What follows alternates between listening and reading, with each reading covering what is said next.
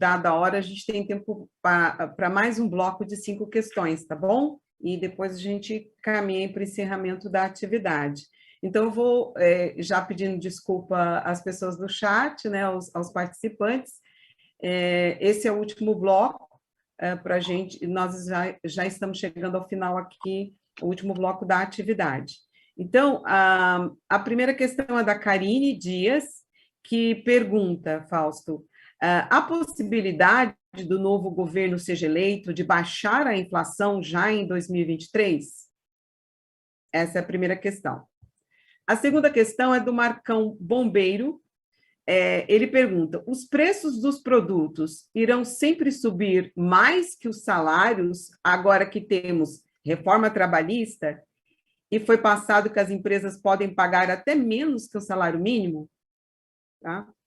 O José Pereira pergunta, Fausto, o Brasil hoje tem condições de colocar em prática o plano social proposto pelo Suplicy? Deve se referir ao projeto de renda mínima, né? Aí a quarta pergunta é o Emerson Marinho. A política de privatizações do governo Bolsonaro, desmantelamento das refinarias e distribuidoras da Petrobras, venda da Eletrobras, Codesa e tentativa de privatização dos Correios, não piora o país? Qual é a sua opinião? E a quinta e última pergunta vem do Sindicato dos Vigilantes de Petrópolis, Rio de Janeiro. Com uma futura reforma administrativa e a taxação das grandes fortunas, qual impacto teremos para a inflação, né? Qual impacto teremos sobre a inflação? E com essa questão e esse bloco, a gente encerra as questões, tá bom? Bem, perguntas bastante importantes e bastante desafiadoras, né?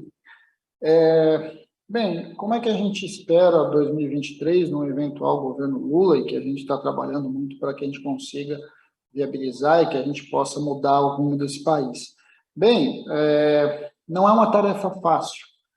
Você desmontou boa parte das estruturas de apoio que, de alguma forma, o Brasil construiu, inclusive para lidar com a questão inflacionária. É fundamental que se recupere a Conab, é fundamental que os estoques reguladores sejam novamente priorizados. Nós vamos ter que recuperar boa parte dos apoios à agricultura familiar, seja do ponto de vista do financiamento por meio dos bancos públicos, seja do ponto de vista da assessoria técnica, seja por ponto de vista das compras públicas. É possível, sim, você reduzir a inflação. É importante que a gente construa políticas diversas, inclusive a política macroeconômica, para que você possa ir reduzindo a inflação ao longo de 2023, mas isso será, sem sombra de dúvida, um processo. Em especial porque a única opção dada pela atual política econômica pode e deve, inclusive, reduzir em parte a inflação, mas vai levar o Brasil a uma recessão. Então, como a gente consegue voltar a crescer e, ao mesmo tempo, a gente consiga controlar a inflação? Esse é um desafio bastante importante, mas que, de certo modo, é possível, mas vai demandar muito trabalho, iniciativa, vontade e também apoio político e da população. É importante a gente ter clareza, uma atividade como essa aqui tem um pouco essa intenção, mostrar que sim, o controle inflacionário passa sim por outros mecanismos que não tão somente a taxa de juros, e que de alguma forma o Brasil aprendeu a fazer, fez e pode voltar a fazê-lo. Se vai fazê-lo, vai depender aí de quem assumiu o poder, né, quem assumiu o Estado brasileiro a partir de janeiro de 2023. Então, acho que essa é uma discussão que para a gente é importante. Bem, um dos grandes desafios que nós temos, né, como o Marcão pergunta, é como é que nós vamos lidar com a chamada reforma trabalhista. E não há a menor dúvida que, de alguma forma, a gente tem que rever a reforma trabalhista. O fortalecimento do movimento sindical, o fortalecimento dos sindicatos, ele é um elemento significativo para a recomposição salarial.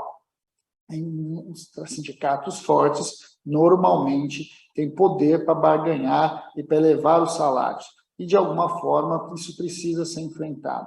Nós precisamos enfrentar a questão da rotatividade. Não é possível que, muitas vezes, um sindicato lute tanto e consiga um reajuste, e, no momento seguinte, uma parte significativa da sua categoria é demitida e contratado outros com salários mais baixos. esses são mecanismos, são discussões que precisam ser feitas. Nós não temos nenhum problema em rebater e rediscutir uma reforma trabalhista. Nós não queremos o que nós tínhamos antes da reforma, mas também não queremos o que nós temos aí. O que temos aí depois da reforma trabalhista só aumentou a desigualdade, só reduziu a renda do trabalho e retirou direitos. Mas nós precisamos enfrentar problemas bastante sérios, como, por exemplo, a informalidade, a alta rotatividade e o enfraquecimento da negociação coletiva. A negociação coletiva precisa ser fortalecida e o seu fortalecimento vem em grande medida a partir do fortalecimento do movimento sindical. O José Pereira pergunta sobre a renda básica de cidadania, né, o projeto que se discute já há muito tempo e tem o senador Suplicy como uma referência. A renda básica de cidadania hoje é um debate fundamental para pensar não só o Brasil, mas para pensar o mundo. De alguma forma, nós precisamos pensar um mundo que amplie a sua taxa de desemprego, em que cada vez mais trabalhadores são expulsos por conta da tecnologia, dos mundos produtivos, e a gente precisa viabilizar a sustentação de tudo isso. É claro que a renda básica de cidadania é sustentável, mas para ela ser sustentável, a gente precisa efetivar a disputa sobre o fundo público. A gente precisa compreender que recursos que hoje são drenados dos nossos impostos, que vão normalmente para o mercado financeiro, que vão para financiamentos subsidiados de grandes empresas, precisam ser transferidos para os mais pobres. Pensar num orçamento em que o pobre caiba é fundamental, né? Colocar o pobre dentro do orçamento é fundamental. E aí está a base da gente pensar uma renda básica de cidadania. Ou seja, a gente precisa priorizar os de baixo, porque ao priorizar os de baixo, o crescimento vem e o desenvolvimento social acontece. E eu acho que esse talvez seja o nosso grande desafio. A renda básica da cidadania teve o Bolsa Família como início dessa discussão, mas tem possibilidades e deve avançar numa discussão de um Brasil mais justo, mais solidário. Quando fala-se de privatização, eu acho que esse é um debate bastante importante da gente trazer aqui, a gente falou muito disso ao longo do ano passado, principalmente. É fundamental a gente entender que no Brasil de hoje, nós temos vários mecanismos de privatização. Privatização direta, aquelas que a gente conhece, que a gente fala e que a gente consegue, inclusive, combater, que foi o caso aí da venda da Eletrobras e de outras estatais, que foi todo o debate de venda dos Correios, é um tipo de privatização. Sim, ao desmantelar o sistema elétrico, de alguma forma, por meio da privatização da Eletrobras, a gente perde capacidade e soberania energética. E aí, inevitavelmente, a gente vai assistir lá na frente um encarecimento aí do preço da energia. Agora, não é só isso, né? A gente vai perdendo capacidade, de certo modo, desenhar o futuro do nosso país. Mas, no caso da Petrobras, a gente está assistindo uma das coisas mais cruéis do ponto de vista, é um crime do ponto de vista do patrimônio público, uma vez que a Petrobras, ela sequer se enfrentou o debate público sobre a sua privatização. A Petrobras vem sendo vendida em pedaços. É como você pegasse ali um grande carro de luxo, e em vez de você fazer o debate se vende ou não, você simplesmente vai desmontando e vendendo as suas peças. É isso que estão fazendo com a Petrobras. É um crime que está sendo feito com a Petrobras. Simplesmente a forma como as partes da Petrobras vêm sendo vendidas, como as suas refinarias, como a sua distribuidora, como uma série de outros negócios que a Petrobras, que está muito longe de ser uma empresa só de petróleo, a Petrobras era uma empresa de energia, vai sendo desmantelada, e aí o Brasil vai ficando, a Petrobras vai se concentrando tão somente na extração do petróleo. É importante a gente compreender o que vem sendo feito com a Petrobras e que, de alguma forma, nós vamos ter que reorganizar um eventual novo governo.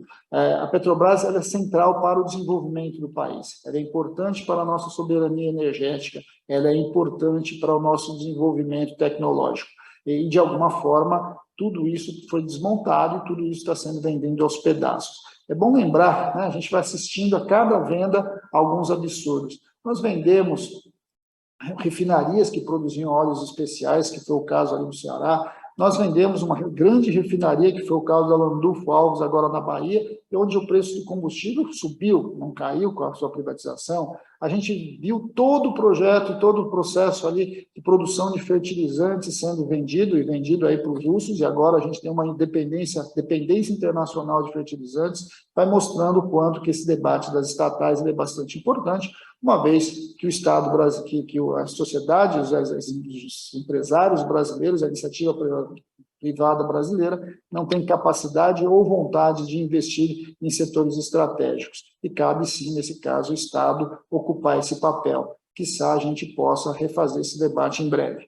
Com relação à taxação de grandes fortunas, é importante que a gente taxe grandes fortunas e grandes rendas. O Brasil precisa inverter a sua política tributária. Não é possível que a maior parte da tributação venha do consumo, que incide especialmente sobre a classe média e os mais pobres. É importante que amplie a arrecadação, a tributação sobre as grandes rendas, sobre as grandes fortunas, e aí que possibilita que você desonere os produtos, o consumo, em especial os mais pobres. Agora, quando se fala da questão da reforma administrativa, eu acho que aqui é um debate que nós precisamos enfrentar.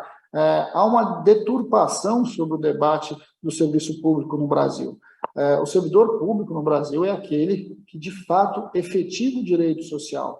Não tem escola sem professor, não tem hospital sem enfermeiro, sem médico, não tem extensão técnica para ajudar ali a agricultura familiar, sem os técnicos agropecuários. Você precisa de um Estado organizado, de um Estado que chegue nos mais diferentes rincões do Brasil e que realize o que está lá constituído no artigo 3º da nossa Constituição, dos direitos sociais. Os direitos sociais não chegam por vontade, eles chegam a partir de pessoas reais, eles chegam a partir da efetividade do trabalho do setor do serviço público. Então, esse debate todo da reforma administrativa, em grande medida, significava simplesmente você retirar a estabilidade do servidor público, você reduzir salários, você simplesmente precarizar aqueles que, de alguma forma, têm a tarefa de levar o direito social para cada cidadão brasileiro, é um absurdo.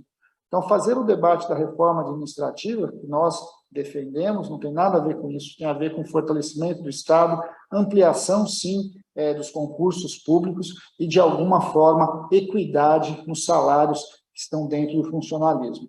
Sim, há distorções dentro do Estado, nós precisamos enfrentar essas distorções, mas essas distorções estão muito longe de ser um problema estrutural. As distorções precisam ser corrigidas, mas, de fato, o que nós precisamos é de uma priorização das carreiras que efetivamente realizam os direitos sociais no Brasil, para que, de alguma forma, a gente vá compreendendo que a construção de um Estado democrático, social e de direito passa por um serviço público forte, um servidor público bem remunerado, e que, de alguma forma, ele tenha perspectivas de carreira, ele tenha segurança, afinal de contas, ele é, assim, um agente do Estado.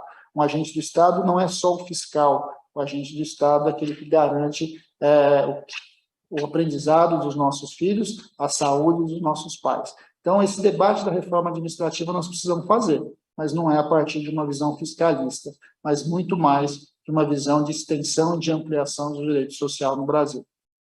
Eliana, acho que nós acabamos com o nosso tempo, né? Então eu aproveito aqui já esse finalzinho para agradecer a todos que nos assistiram, agradecer a todos que participaram da jornada.